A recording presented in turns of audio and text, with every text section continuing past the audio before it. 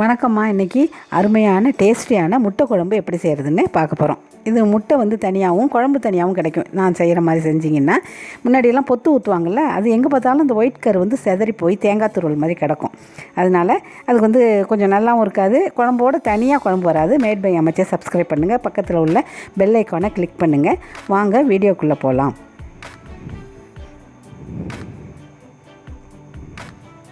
அதுக்கு தேவையான பொருள் பார்த்துக்குவோம்.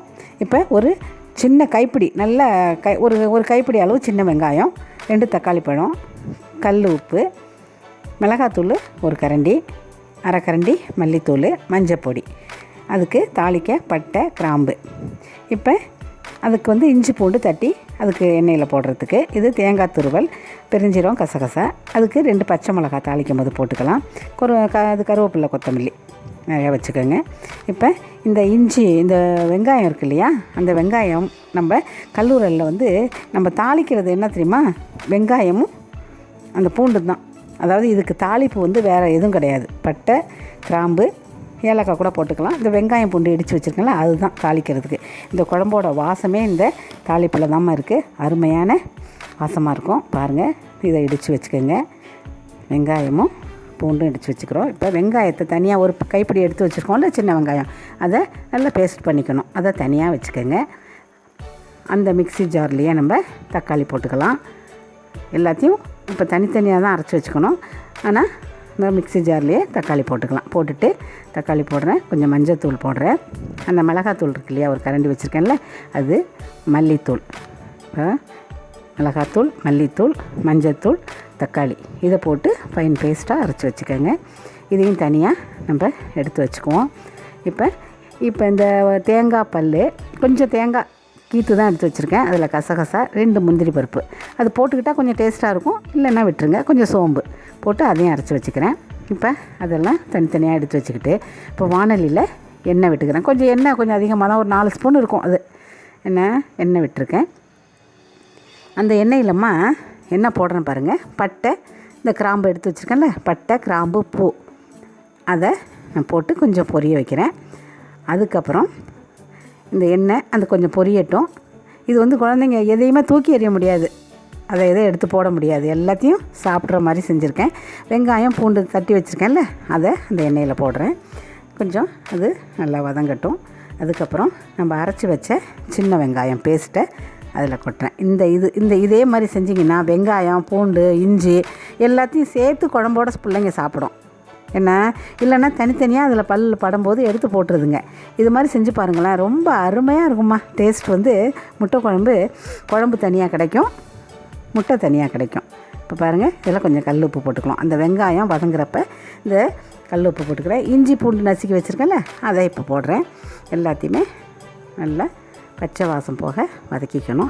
இந்த ஸ்டேஜில் தான் நம்ம தக்காளி, இந்த பச்சை மிளகாயும் போட்டுங்க. அதில் நான் சொல்ல மறந்துட்டேன், இந்த வெங்காயம் வதக்கிறதோட பச்சை மிளகாய் போட்டுக்குங்க. தக்காளி, மஞ்சத்தூள், மிளகாத்தூள் எல்லாம் போட்டு அரைச்சி பேஸ்ட் வச்சுருக்கோம்ல, அதை நம்ம போடுறோம். இப்போ அரைக்கிறதெல்லாம் நம்ம இந்த மிக்ஸி ஜாரை கழுவி ஊற்றி நல்லா வச்சுருக்குறோம். அது தண்ணி, அதை வச்சுக்குங்க, மறந்துடாமல் வேஸ்ட் பண்ணாதீங்க. இது பச்சை வாசம் போயிடுச்சு. இப்போ இந்த தேங்காய், பெருஞ்சீரகம், முந்திரி பருப்பு, கசகசா, இதை அரைச்ச பேஸ்ட்டை அதில் போடுறோம். எல்லாம் இப்போ அரைச்சி வச்ச பேஸ்ட்டெல்லாம் நம்ம அதில் போட்டு வதக்கியாச்சு. இதே வந்து இந்த வதக்கிற வாசமே அவ்வளோ, அதாவது இந்த கறி குழம்பு தான் இது வந்து கறி குழம்பு டேஸ்ட்டு தான், ரொம்ப நல்லாயிருக்கும். கொதிக்கும் போதே முட்டையை பொத்து ஊற்றுனாமா அந்த வெள்ளைக்கருவு எங்கே பார்த்தாலும் ஸ்ப்ரெட் ஆகி அது தேங்காய் திரியாக இருக்கும். குழந்தைங்க வந்து அந்த குழம்பு தனியாக சாப்பிட முடியாது, ஒரு மாதிரி பார்க்குறதுக்கே என்னமோ மாதிரி இருக்கும். அதனால் இது மாதிரி செய்கிறேன். இப்போ அந்த தேங்காய் அரைச்சி கழுவி வச்ச தண்ணி, மிளகாய் தக்காளி அரைச்சோம்ல, அது தண்ணி எல்லாத்தையும் ஊற்றி அதை கொதிக்க வைக்கிறோம். கொஞ்சமாக இப்போ பெரிய எண்ணெய் சட்டி எதுக்கு வச்சேன்னா, வானொலி எதுக்கு வச்சேன்னா வந்து உங்களுக்கு நல்லா பார்க்குறதுக்கு. 2வது முட்டையெல்லாம் பார்த்திங்கன்னா இப்போ சின்னதாக வர்றதில்லை, எல்லாம் பெரிய முட்டை. வெயிட்லகான் முட்டை வந்து எல்லாம் பாருங்கள், எல்லாம் பெரிய முட்டையாக இருக்குது. நாட்டுக்கோழி முட்டைன்னா சின்ன கரண்டியால் நம்ம இது பண்ணலாம். இப்போ ஒரு பெரிய குழி கரண்டியை எடுத்துருக்கேன் பாருங்கள். இப்போ நான் என்ன மெத்தடில் செய்கிறேன்னு பாருங்கள். குழம்பையும் எடுத்துக்கலாம், அதாவது குழம்பை எடுத்து அந்த குழம்புலேயே வச்சு சூடு பண்ணி அதில் முட்டையை பொத்து ஊற்றியும் ஊற்றுவாங்க, கழட்டி விடுவாங்க. இப்போ இந்த மெத்தடை பாருங்கள். கொஞ்சோண்டு எண்ணெய் விட்டுக்கிறோம்.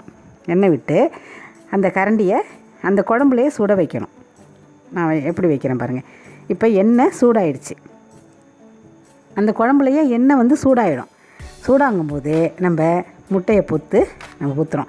இப்போ ஏன் பெரிய கரண்டின்னா பெரிய முட்டையாக இருக்குது என்ன, அதனால் அது ஒயிட் கரு வந்து சின்ன கரண்டியில் ஊற்றுனா எங்கே பார்த்தாலும் மறுபடியும் வந்துடும், ஸ்ப்ரெட் ஆகிடும். அதனால் பெரிய கரண்டினா ஒரு இது ஃபுல்லாக இருக்குது பாருங்கள். ஒரு முட்டை ஒரு கரண்டி ஃபுல்லாக இருக்குது பாருங்கள். கொஞ்ச நாள் வச்சுருங்க, ஒரு ஃபியூ செகண்ட். அது ஒரு செகண்ட் வச்சா பார்த்துக்கிட்டிங்கன்னா அந்த லேயர் வரும். இந்த ஒயிட் கரு வந்து வெள்ளை கரு வந்து ஒரு லேயர் விடும் அப்படியே. அதாவது கொஞ்சம் அடியில் அப்படியே விழுந்துருது பார்த்திங்களா, கழட்டி விட்டிங்கன்னா அப்படியே விழுந்துடும். வேறு எங்கேயுமே போகாது. அந்த வெள்ளைக்கரு அந்த முட்டை மேலேயே இருக்கும். 2வது முட்டை ஊற்றுறேன் பாருங்கள். ஒவ்வொரு கொஞ்சம் இது லேட்டானாலுமா ரொம்ப அழகாக இருக்கும். ஒவ்வொரு முட்டையை எடுத்து வச்சுட்டு குழம்பு ஊற்றலாம். என்ன இல்லைன்னு வச்சுங்களேன், குழம்போடு அந்த முட்டை கரைஞ்சி போய் எல்லாம் தனித்தனியாக இருக்கும். அதனால் இது மாதிரி இந்த மெத்தட் வந்து செஞ்சு பாருங்கள். அம்மாச்சியை திட்டாமல் செஞ்சு பாருங்கள். கொஞ்சம் ரிஸ்க்கு தான் அந்த வேலை, ரொம்ப அழகாக வரும். குழம்பு தனியாக முட்டை தனியாக வைக்கலாம். குழம்புல அந்த ஒயிட் கரு பிரிஞ்சு போகவே போகாது. அப்படியே கழட்டி விடுங்க. இந்த பக்கம் உங்களுக்கு காண்பிக்கிறேன், அப்படியே விழுந்துடும். அவ்வளோதான். ஏன்னா வெள்ளைக்கரு வந்து எப்போவும் அப்படியே ஒரு லேயர் அப்படியே வெந்துடும். அந்த சூட்டில் கரண்டி சூட்லேயே கொஞ்சம் கொஞ்சம் எண்ணெய் விட்டு அந்த குழம்புலையே கரண்டியை வச்சுருக்கோம்ல, அப்படியே எண்ணெய் வந்து சூடாகிடும். அதில் முட்டை ஊற்றும் போது அந்த ஒயிட் கரு வந்து ஒரு லேயர் போட்டுரும் கீழே. அப்படியே கழட்டி விடலாம். அவ்வளோதான். கழட்டி விடுறோம் பார்த்திங்களா, எங்கேயுமே போகாது. அந்த வெள்ளைக்கரு எங்கேயுமே போகாது. அந்த மஞ்சக்கருவை சுற்றி தான் இருக்கும். எல்லாத்தையும் பொத்து ஊற்றுங்க. ஆனால் பார்த்துங்க, எனக்கு கொஞ்சம் வயசாகிடுச்சு, அது டக்குன்னு செய்ய முடியலம்மா. நீங்கள் என்ன சின்ன குழந்தைங்க, சின்ன பிள்ளைங்க நல்லா பிரிஸ்காக இப்போல்லாம் சமையல்லாம் அழகாக கற்றுக்குறீங்க, அருமையாக செஞ்சுருவீங்க. இது வந்து குழந்தைங்க எல்லாம் அந்த கருவேப்பிலை, இஞ்சி, பச்சை மிளகாய் எல்லாத்தையும் இந்த சாதாரணமாக தூக்கி எறியுங்கள்ல, இப்போ முக்கியமான பொருளெல்லாம் தூக்கி எறியாதுங்க குழந்தைங்க. இஞ்சி பூண்டு பேஸ்ட்லேருந்து அந்த குழம்போடு சாப்பிட்ருங்க.